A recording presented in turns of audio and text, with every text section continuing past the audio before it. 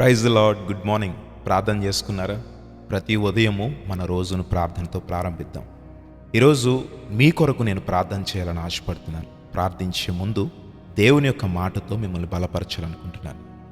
అపోస్తలుడైన పౌలు గారు అంటారు, ప్రభునందు ఆనందించండి అని అపోస్తలుడైన పౌలు గారు మనకు చెప్తూ ఉన్నారు. చూడండి, ఆయన ఒక్కసారి చెప్పలేదు, నేను మరలా చెప్తున్నాను, ప్రభునందు ఆనందించండి అని. ఈరోజు ఏ చింతను బట్టి, ఏ సమస్యను బట్టి ఈరోజు నీవు దిగులుగా ఉన్నావు? దేనిని బట్టి నీవు కృంగిపోతున్నావు?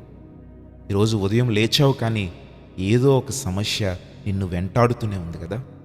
ఏదో ఒక వేదన నిన్ను నిరాశపరుస్తూనే ఉంది కదా. ఈరోజు నీవు నిరాశలో ఉండిపోకూడదు. దేవుడు ఎప్పుడు కూడా మనల్ని విడిచిపెట్టేవాడు కాదు కదా. నమ్ముతున్నావా? ఈరోజు నీవు దేవుని యందు ఆనందించగలిగితే, దేవుని యందు సంతోషించగలిగితే నూతన బలమును, నూతన శక్తిని ఆయన మనకు అందిస్తాడు.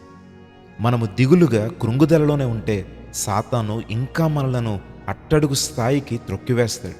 ఈరోజు నీవు సాతానుతో చెప్పు, సాతాను నీలో పెట్టిన ఆ వేదనకు చెప్పు, సాతాను నీలో ఉంచిన ఆ కృంగుదలకు చెప్పు, నేను దేవుని చిత్తంలో ఉన్నవాడును, దేవుని ప్రణాళికలో ఉన్నవాడును, కాబట్టి నేను దేవుని యందు ఆనందిస్తాను, ఈ సమస్యలను జయిస్తాను అని. మరి నాతో పాటు ఈ ప్రార్థనలు ఏకీభవిస్తారా? మహోన్నతుడా, పరిశుద్ధుడా, ప్రేమ కలిగిన దేవా, ఈరోజు గొప్ప మాటలతో మమ్మల్ని బలపరిచావు.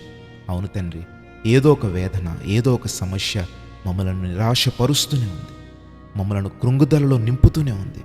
సాతాను మా ముందుండి మమ్మలను ఆనందింపకుండా, సంతోషించకుండా చేస్తూ ఏదో ఒక సమస్యను మా జీవితంలోనికి తీసుకొస్తూనే ఉన్నాడు.